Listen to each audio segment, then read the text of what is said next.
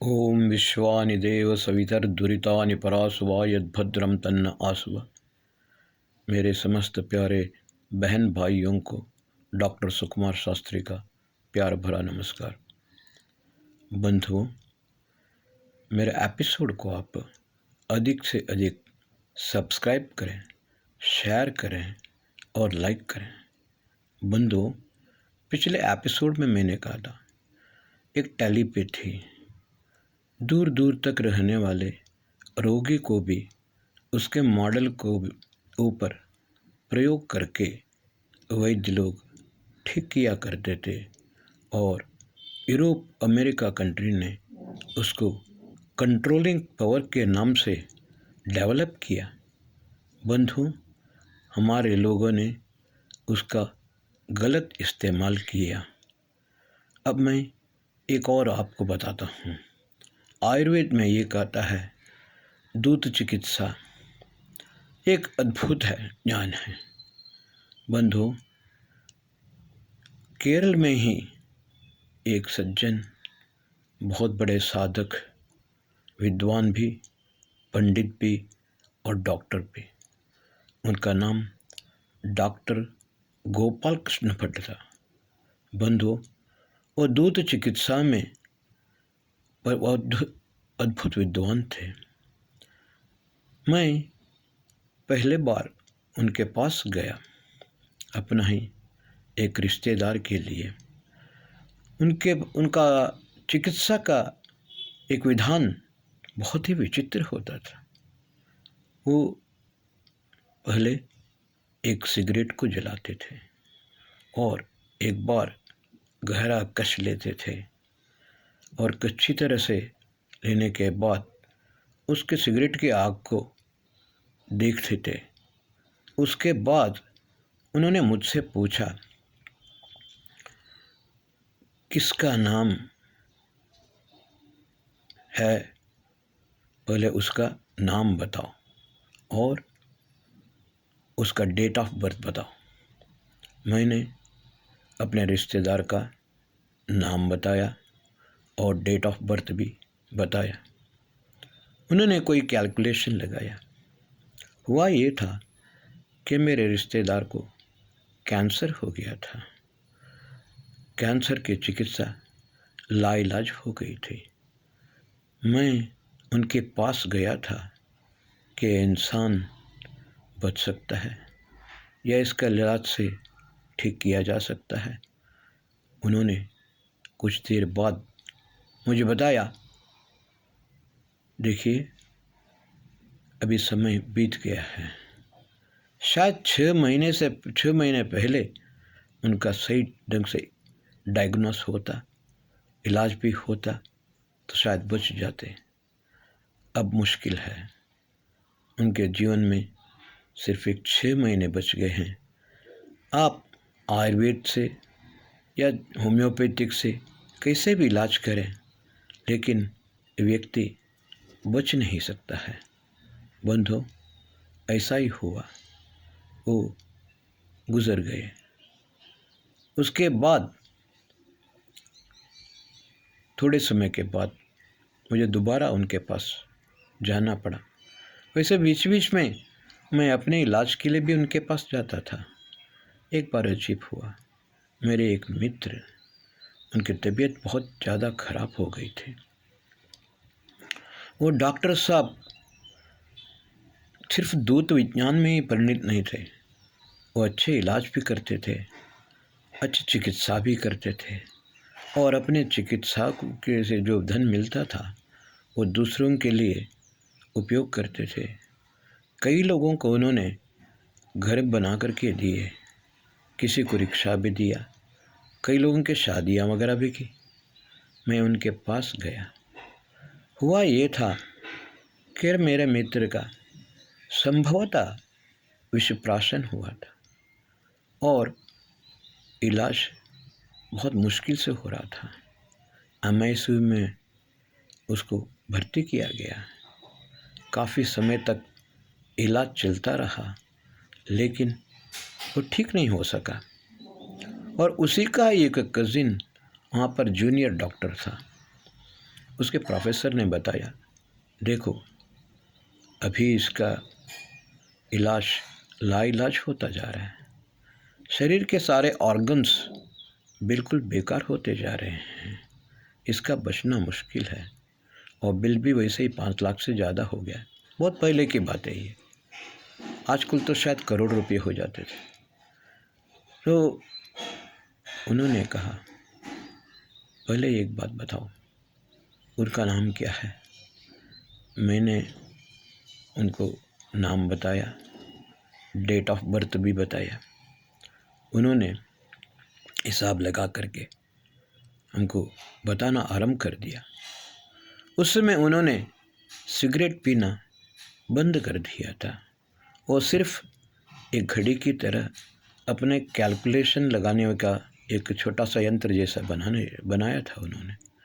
उसी में उन्होंने कैलकुलेशन किया और बोले ये व्यक्ति बच सकता है, इसका निश्चित रूप से ये बचेगा, कोई डरने की आवश्यकता नहीं है, आप जाओ।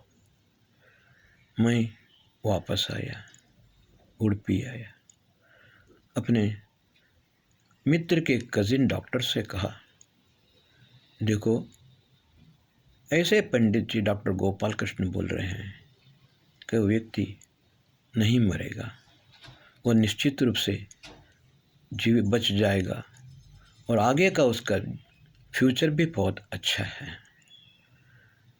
वो उसके बच्चे जो बीमार था, बच्चे भी बहुत रोते थे, लेकिन उसके डॉक्टर का जो प्रोफेसर था उस पर निरंतर प्रेशर डालता जा रहा था। देखो भाई 99% इसका ऑर्गन्स बिल्कुल बेकार हो चुके हैं, ज़्यादा से ज़्यादा 1 से 5% तक इनका जान बची है। अच्छा यही है, आप इसको घर ले जाओ, वहाँ पर जितना दिन बचते हैं बस उतना दिन बच जाए, अगर कुछ खा पी सकते हैं खा पी ले, चंद दिन के मेहमान हैं। बच्चे बहुत रो रहे थे। उस व्यक्ति के पति भी मुझसे बोला, क्या करूं, समझ में नहीं आ रहा है। मैं दोबारा आया और फ़ोन करके डॉक्टर साहब को बताया। डॉक्टर से कहा, डॉक्टर साहब उस व्यक्ति को MICU से बाहर निकालने के लिए प्रेशर डाला जा रहा है। तो उस समय डॉक्टर गोपाल कृष्ण भट्ट को बहुत क्रोध आया, क्योंकि वो दूत चिकित्सा में अद्वितीय विद्वान थे।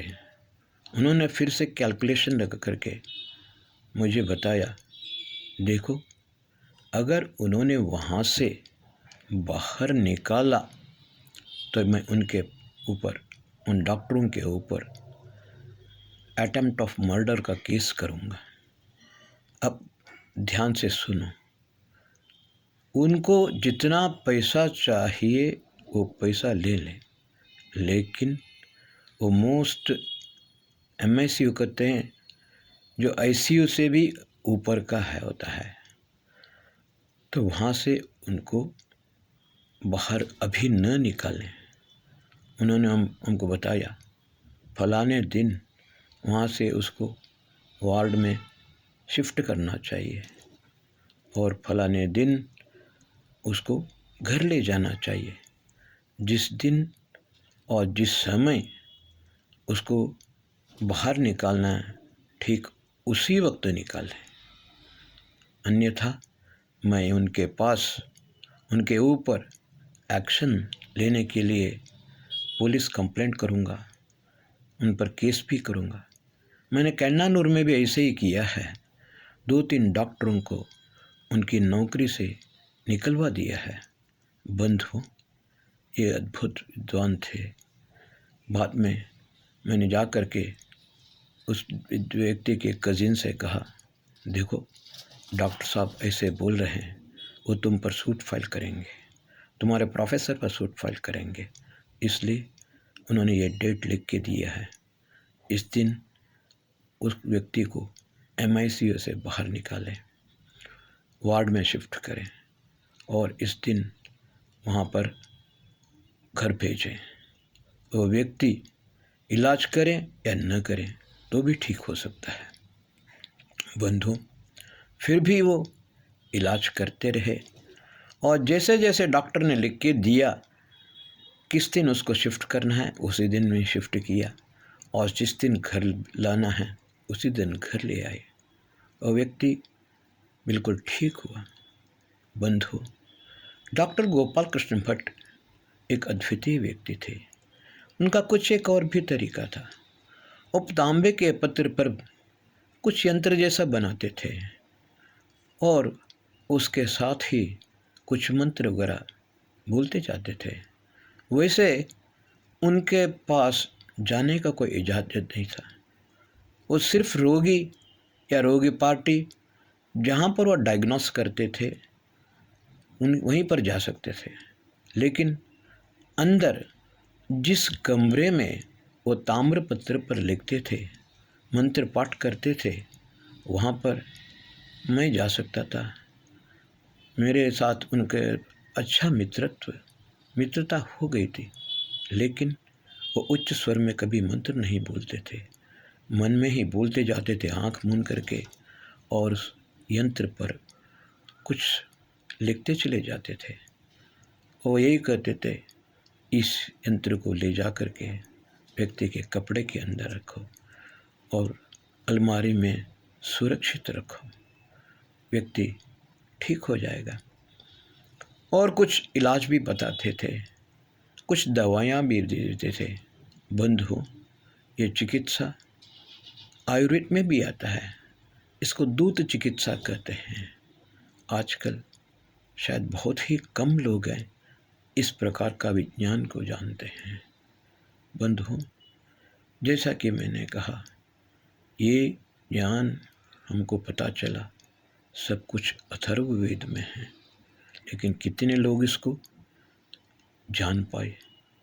आयुर्वेद में भी है, अथर्ववेद में भी है।